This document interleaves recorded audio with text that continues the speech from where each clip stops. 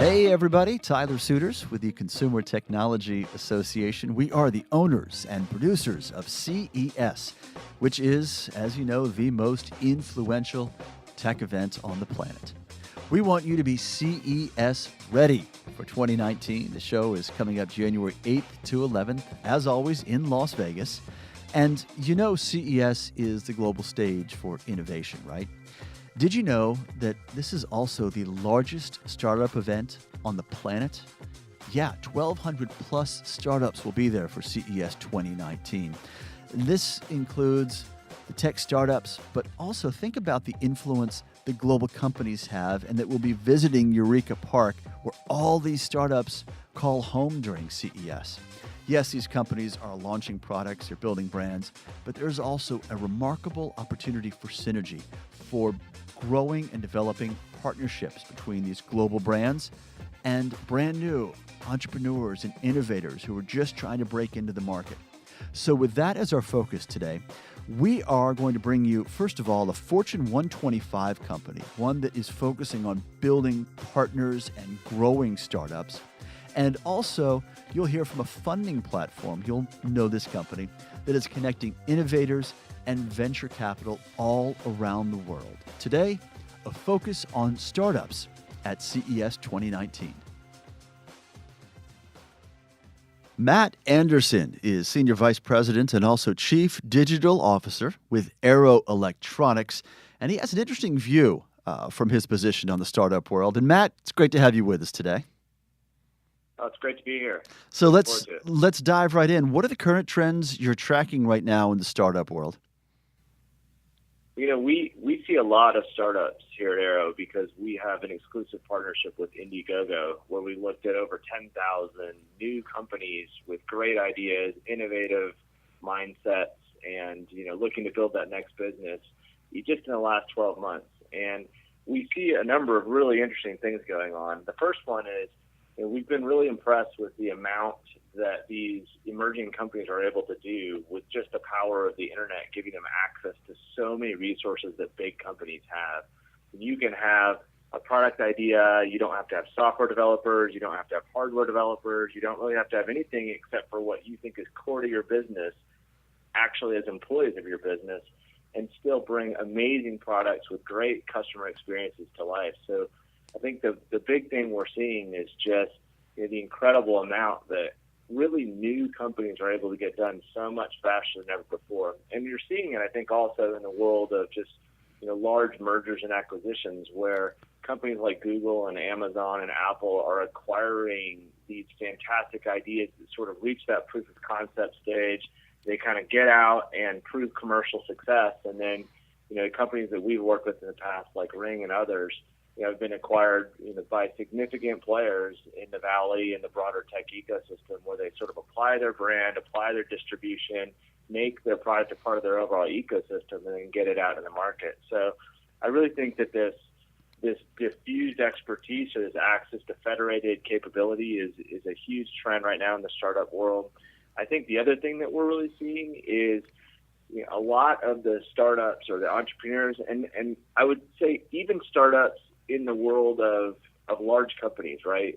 Innovation groups, R&D groups, They're really trying to figure out how they can get the cash register to go from beside the product. In other words, you buy the product one time to in the product, meaning you're really trying to figure out, how can I monetize an ongoing relationship or a customer experience that I'm delivering to my customer? And instead of just purchasing at one time, it's really earning that business via great delivery of value proposition and experience every single day for your customers. So, those are, I think, two of the big trends right now, moving the needle for valuations. They're moving for the needle for how companies are setting themselves up. They're moving the needle for what you could think about as an entrepreneur in terms of what your starting team needs to look like.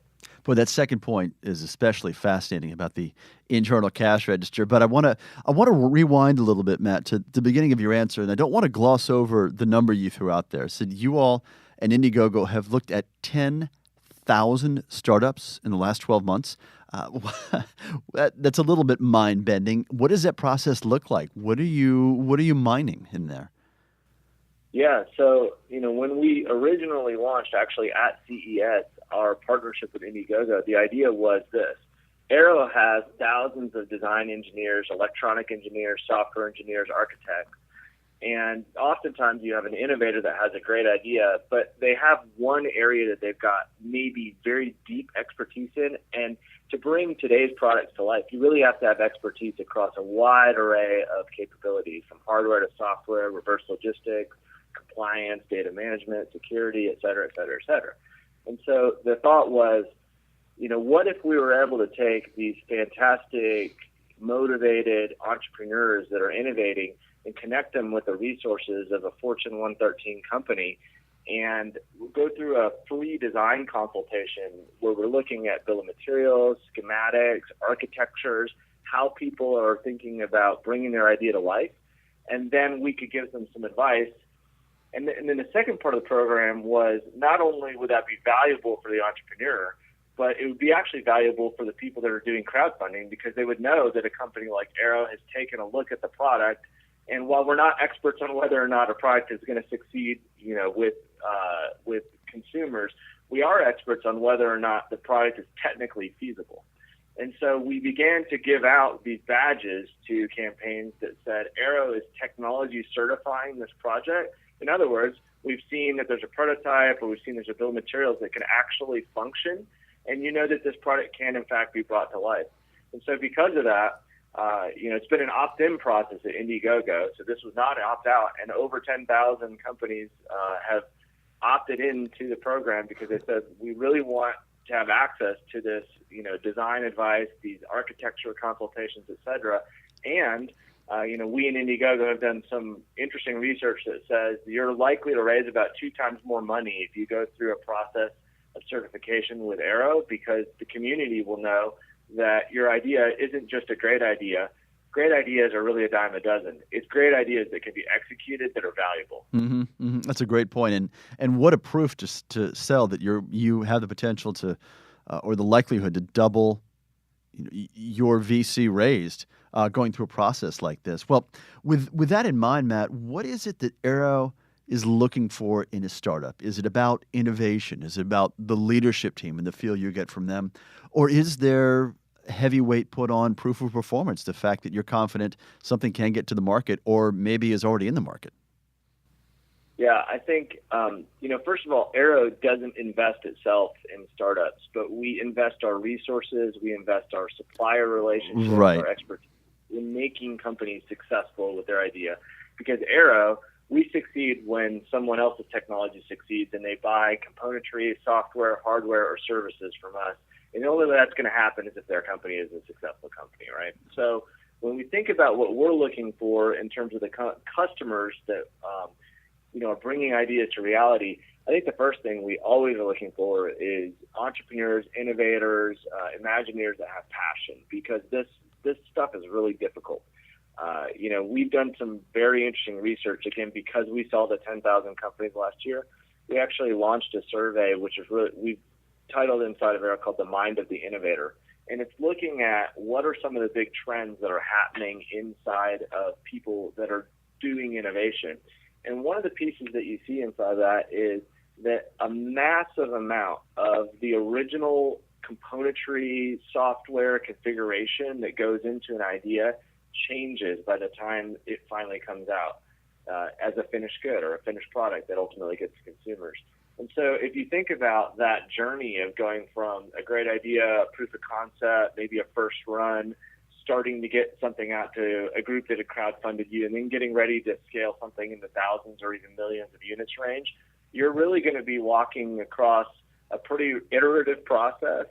You're going to learn a lot. You're going to fail a lot. You're going to learn from your failures, hopefully. And so if your leader doesn't have a lot of passion around that, it's not just fun. It's not just making a website. It's not just making a brand. It's not just saying, that I have this great idea. It's really about that passion to sort of see it through. So I think about companies like OpKix as an example. We work very closely with Lawrence Greaves, who's the CEO of OpKix. Mm-hmm. I don't know if you've seen this product, but it's a really fantastic little product. It's sort of like AirPods, but they are video cameras that go inside of a little container, and they allow you to shoot real-time video of what's happening around you in a very non-intrusive way. And it's not so much focus on sports as it is on focus on lifestyle. And we've worked very closely with Lawrence for a long time and his team. And, as I very first met Lawrence about a year ago, I just see the journey he's gone on now to really get this product out in the market. And I think about, his passion has really fueled that company forward and has driven them, and they're learning, and they have a fantastic product that's coming out here shortly. And so, for us, that first piece is passion. I think the second piece is, what is the ecosystem that you're involved in? If you're just, highly focused on Silicon Valley and bringing in all your own resources, that is a model that can work for some companies, but I call that the blockbuster model of innovation, meaning, you're trying to put out the next blockbuster movie of innovation. But if you're really trying to iterate, learn, and grow in the market at a sustainable and reasonable pace, surrounding yourself with partners, companies like Aero, engineering, design houses, software houses, even marketing and other kinds of agencies, I think that's really a key ingredient as to whether or not companies ultimately succeed. Because the more resources you bring into your company, the more you have to raise capital. And it's still, if you look at the data that we've seen in our surveys, the number one challenge for companies is still they can't get access to enough money to really go through the journey that they need to go on. And I think if you have an ecosystem of partners who can supplement where you have expertise with their own expertise, you don't have to put all that on your payroll, and instead, you're able to leverage the benefit and the scale of companies around you that know things that you don't know and that know how to do things that you can't do in order to deliver a great product. Well, let's talk about that insight for a moment, Matt. And you mentioned that this is a survey, but the big takeaway is that companies' number one problem with startups is getting access to capital. Yep. Can you dive more deeply into that? What else have you learned from those responses and potential solutions there? What's interesting is kind of number 2 and number 3 are they have problems with prototyping, and then the third one is they essentially have problems going from prototype to scale.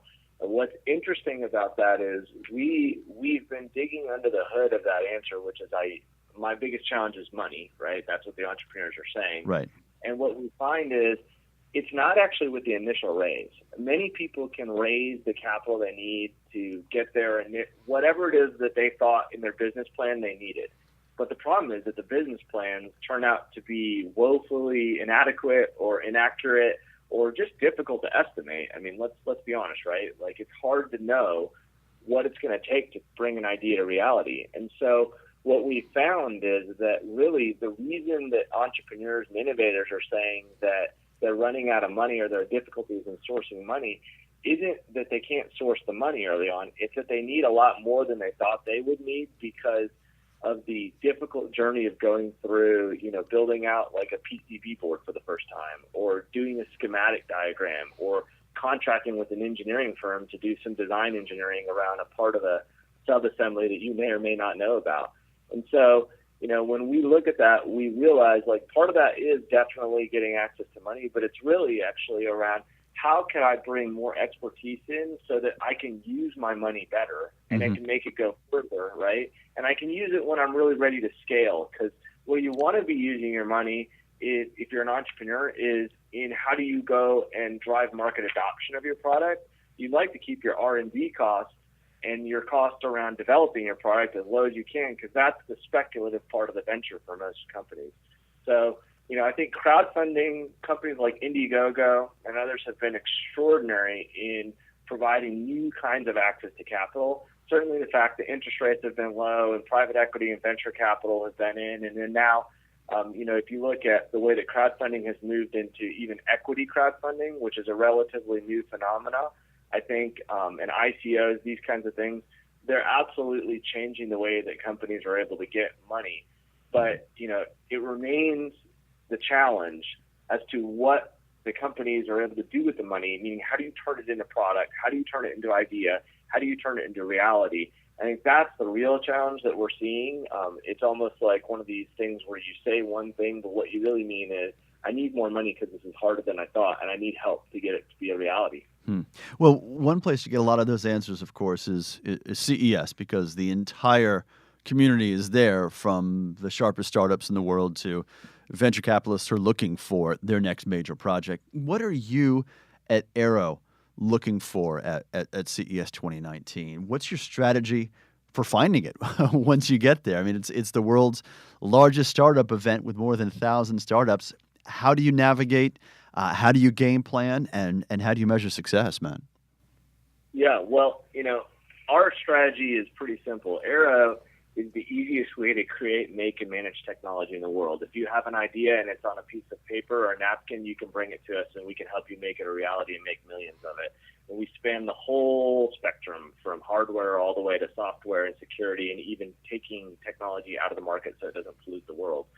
And our strategy is, let's put that message in front of and in the same location as the innovators, the R&D groups, and the startups there in Eureka Park, and show how we've worked with other companies so that people that are passionate about their ideas are going to be bringing them to Aero and saying, hey, can you help me take this to the next level or the next step?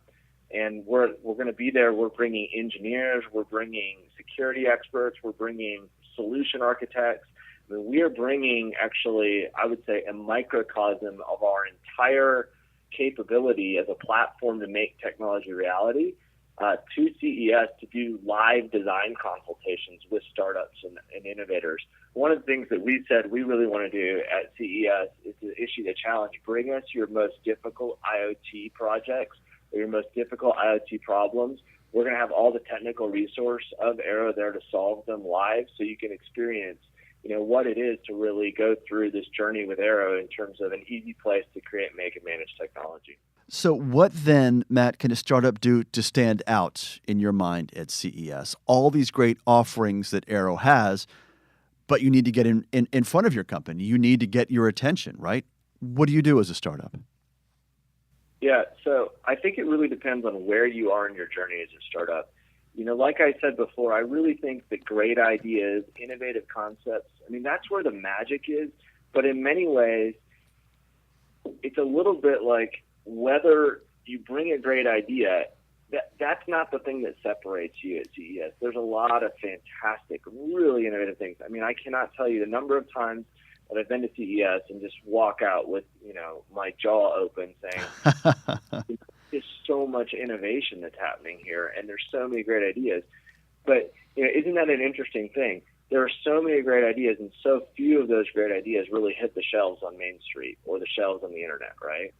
And so I think what separates companies is actually the ecosystem that they bring that says, listen, not only do I have a great idea, but I've got prototypes developed, or I have production in place, and I am going to be commercially able to sell these in a reasonable horizon that is believable. And so I think it's when you see the great idea, but you've got, a team that's focused on scale as well, that's what I think makes someone stand out at CES. Because, I can't tell you the number of people where I said, that is fantastic. How do you plan to really ramp this up and get it on the shelves in one of the big box retailers or, on one of the internet retailers? And again, they kind of say, well, we don't really know that yet, right? Or we can only make 1,000 of these every 40 weeks. Well, that isn't really going to work, right? So I think it's, for me, standing out is I've got a plan to scale. I've got a plan to grow. And obviously, always at CES, you need to be about engaging experiences. Technology is something you can feel. It's something you can touch. It's something you can experience. And so if you want to stand out, you need to think about, how do I help others feel, touch, and experience the product, the experience, the service that I'm delivering, because that's what really endears people to your brand, to your idea. It isn't about, a video of it. It's about people really kinesthetically experiencing your product and your company. And I think that's what winning companies do at CES.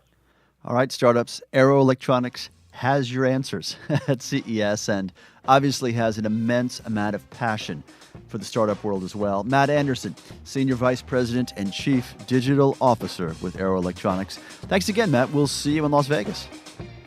I'll see you in Vegas. All right, so Matt was talking earlier about Aero's partnership with Indiegogo, and this is a means of giving entrepreneurs a platform to launch new and groundbreaking products. And what better place to do so than at CES? So joining me now is John Vaskis. He is Vice President of Hardware Outreach at Indiegogo and a proud CES veteran. John, great to have you with us. Oh, pleasure to speak with you, Tyler. So I know you know the startup and entrepreneurial sectors especially well. What's catching your attention right now? In many ways, I think there's never been a better time to try a startup. Oh, yeah, no, I 100% agree there. There's a lot of innovation happening in this space. We see it every day on our platform. A whole bunch of different entrepreneurs are coming to us with their different ideas. Things that have been really happening right now is really a lot of personal health categories that we've seen perform well, with indoor exercise becoming a much bigger portion of people's lives with Peloton and some other products that are out there. We personally just had Hydro as one of our bigger campaigns that launched, where it's just a simple rowing machine that is in someone's house that has an interactive screen attached to it and is performing super well. And those are things that we are seeing do very well on the platform. Also maybe our customers are looking for things that are giving them more data about their everyday life on the health side. So there was a campaign that just happened called Lumen that was sort of a simple device that you breathe into every morning, and it tells you about your calorie intake, things that you should be doing to help lose weight or to improve your overall physique. So those are things that we're seeing that are doing super well.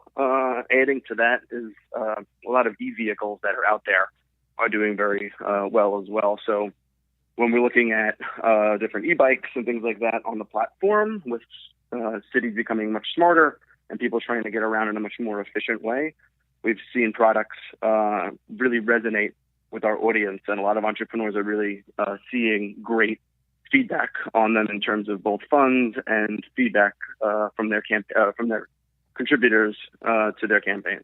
Well, part of the reason, John, I say it seemed like there's never been a better time to enter the startup sector is because it again, seemingly from the outside looking in, and I welcome your perspective, it's never been easier, or at least there've never been more methods or platforms or means of getting capital into startup businesses, and you all are critical to that. Yes, that is something that we are helping to break down some of those barriers that used to be in place before platforms such as ours were around. If you were an entrepreneur, you would have to try to get into a whole bunch of different big box retail platforms, which are great, but obviously that is just kind of a gatekeeper that is in between the entrepreneur and actually getting final sales. By being able to go direct to consumer is a great way to validate that market. Obviously, it cuts down on the overall overhead that's going on there. It gives them feedback at a much earlier clip, which is great for all the things that they're looking for. And if they're looking to do some kind of VC raise or whatever else they need in terms of capital, they use campaigns on our platform to really show that validation. So then they could actually show that their sales and demand, instead of just trying to plead your case and try to get that moved forward. You actually have hard data, which has helped out significantly when it comes to VC capital, big box retail conversations, and everything in between, where campaigners have a much more direct line to their end consumer and have a lot firmer data that they can then share to help out with everything else when it comes to creating physical products for the end consumer. So maybe we've already answered this to some degree, John, but how is the sector evolving in your mind? Is it easier or harder to succeed today? And I don't think that's an easy question to answer. I'll toss it out there to start. And I would posit that in many ways, it is easier, as we said, because of the funding, because of the lightning fast speed of innovation that's out there. But by the same token, it's more difficult because there are more opportunities and there is so much steep competition right now. Yeah, I would see it in a very similar light, where it has become a lot easier because obviously there's now a lot of data based upon previous campaigns that have gone on there, where there's much more of a formula that is in place, where you need to build up an audience, need to have people there that are ready to come and purchase day one. You really need to start working on a lot of your manufacturing before that goes in there, and we help out our campaigners through some of our partnerships that we have, such as the one with Arrow Electronics and Ingram Micro, which helps out on the shipping side, where they could really engage with our partners prior to launch, or they could start getting feedback on, is their BOM going to be something that lasts long term? Mm-hmm. Do they have any feedback they're going to need? All that stuff that is super critical to making a product deliver as close to on time and know a lot more about it. But obviously, there's the other end of that where now consumers on our platform are much more knowledgeable as well, where they've now looked into the campaign pages a lot deeper, are seeing what the actual insights to the products are, and are asking more pointed questions that are in there before they're willing to then contribute their hard-earned money. So what we're seeing is entrepreneurs come to our platform that have a lot more knowledge that are in there, or a lot further down the pipe to actually making their product that are in there, and also coming up with better go-to-market strategies that obviously we're working with them on to help fine-tune, so that when they actually do put their product out there for sale on our platform, they are enabling our end consumer with as much information as possible, where they feel very concrete about making this purchase.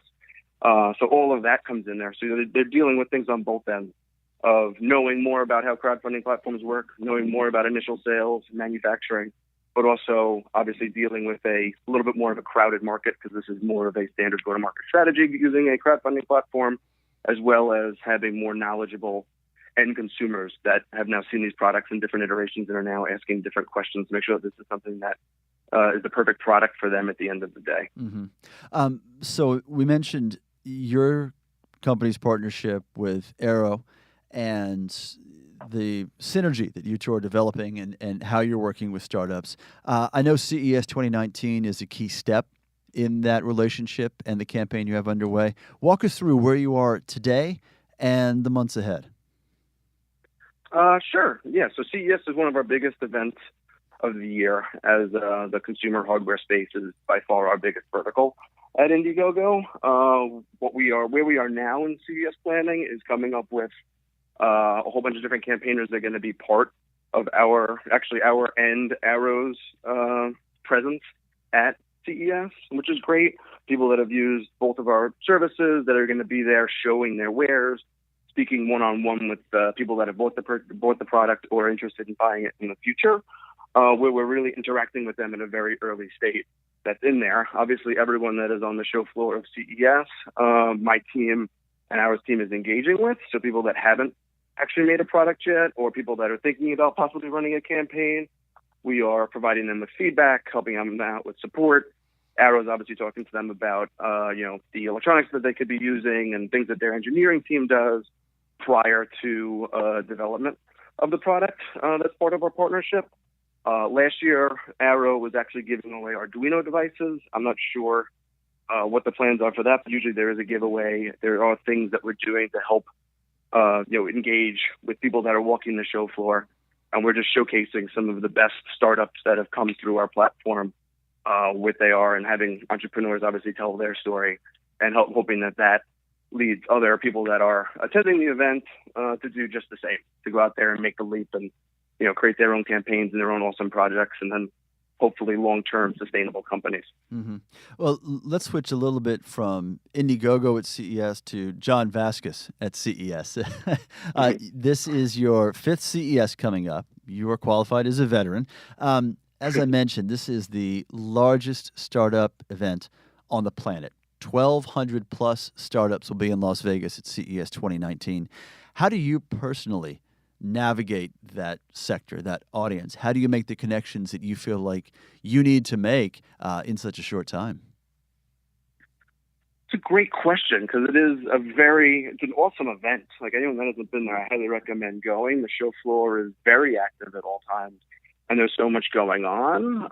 Obviously, the main portion of my day is being around our booth area, but we're in Eureka Park, which is some of the most interesting stuff, in my opinion, at CES, where you're seeing startups from every inch of the earth coming there and showcasing things that you couldn't even imagine actually happening. Like, I'm a huge fan of things in the smart home space, and just seeing a whole bunch of different automated products there at the very beginning of their product life cycle is something that I personally take a lot of joy in seeing, and being able to engage, face to face with the people that are actually making these products, hearing their story, hearing why they came up with this, hearing the differences between this and the competition, and their entire vision on what's going on in there. It's just a atmosphere you're not really able to get at any other major event. And obviously that's just one sector of it. For I believe all 5 years of CES that I've attended, I've actually been a speaker as well, which then drives me to other sectors of CES, North Hall and some of the other ones where you're seeing a lot of the bigger companies that are out there showing off a lot of their different concepts that are super early stage, but are basically what the future is going to look like. So there's a nice blend between, older, more established companies that are creating very new products and ideas and some very early stage startups. And you kind of get to see how both of those are interacting and seeing a lot of different engagements, business deals, everything you can imagine happening on the show floor.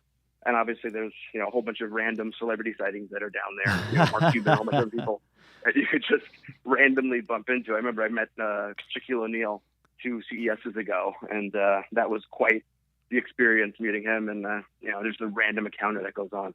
Things like that only really happen at CES.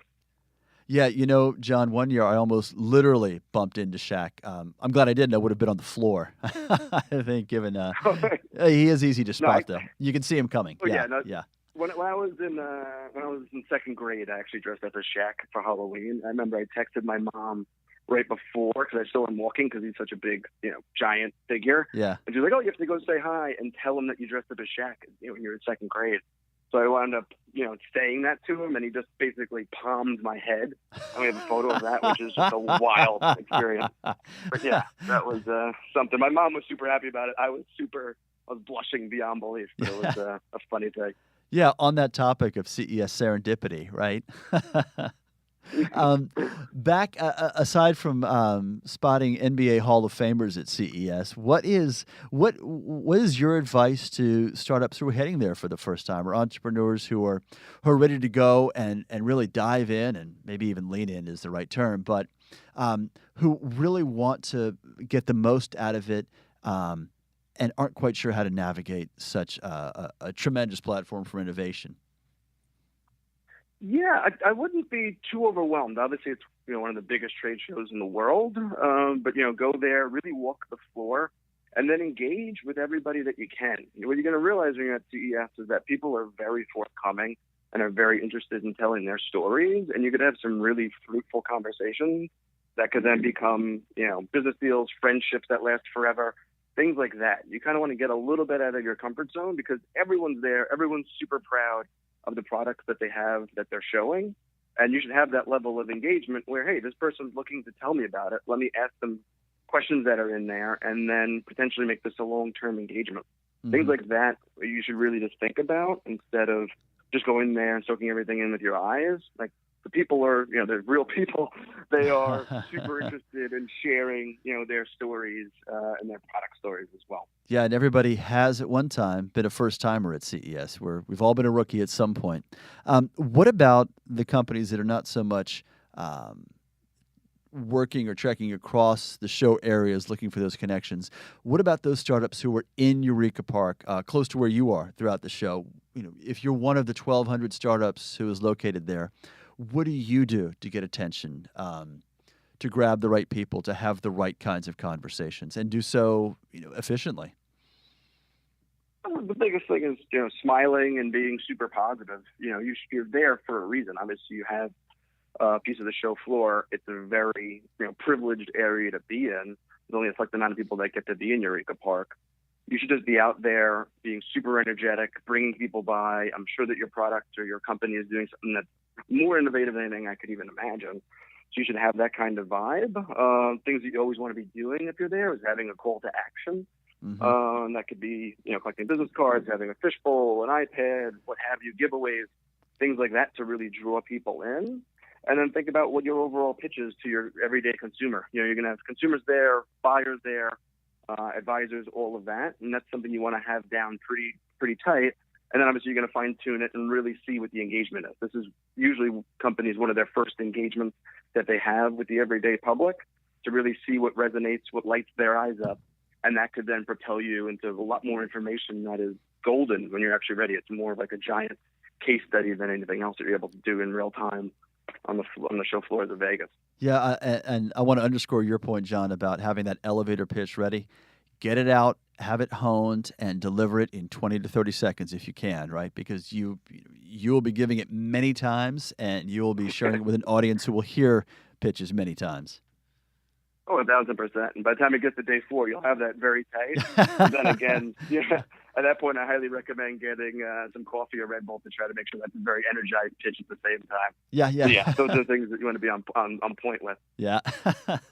John, final question for you. As someone who knows CES awfully well and knows how to maximize value there, what are you excited to see? What are you looking for at CES 2019? Is it a sector? Is it a suite of companies? Maybe it's a horizontal. What's on your mind? I always love seeing the international aisles that are in there. You know, the French aisles are always super big, and Israel and all those different countries, they have innovation that typically I don't see. I'm based over here in New York, so a lot of the innovation that I see in person is obviously based in this coast or in San Francisco, and I'm over there for travel. The international folk that we work with a lot is doing a lot of amazing innovation. I don't get the same face-to-face time just because of that, but they come in droves, and they have some of the most interesting stuff that I really love engaging with and seeing how they're going. So those are the areas that I love to just circle and just see what's happening there, because they're not in my everyday purview. It's just stuff that I'm not seeing in that area. But when I do think about things that are more in the vertical area, smart home, baby products. I have a 2-year-old, so I'm super interested in things like that I could engage with her on, or things that I'm personally latching to, and things, that are just, you've never seen before. World's first, world's smallest, all those things that really pop. CES is kind of almost like the Guinness Book World Records now of like, hey, here are all these new products that are, really breaking through in different ways that you just haven't seen before. I'm sure with a 2-year-old daughter at home, you'll be exceptionally well rested by the time CES 2019 rolls around and you're on your way to Las Vegas. John Vaskis is Vice President of Hardware Outreach with Indiegogo, a platform that entrepreneurs and startups around the world have come to know and use as well to great effect and efficiency. John, good to have you with us, and hey, we'll see you in the not-too-distant future in Las Vegas. See you in Vegas, Tyler. All right, everybody, that is a wrap for this episode. We want you to be CES ready, so be sure and subscribe to the CES Tech Talk podcast. And for all the information you need on CES 2019, once again, January 8th to 11th in Las Vegas, just go to ces.tech. That is ces.tech. As always, major props and thank yous to our producer, Tina Anthony, and our engineer, John Lindsay. You all are, to me, the best in the business. I almost sung that line. Wow, that's how good they are. And thank you for joining us. We'll see you again in our next episode. I'm Tyler Suiters. Let's talk tech again soon.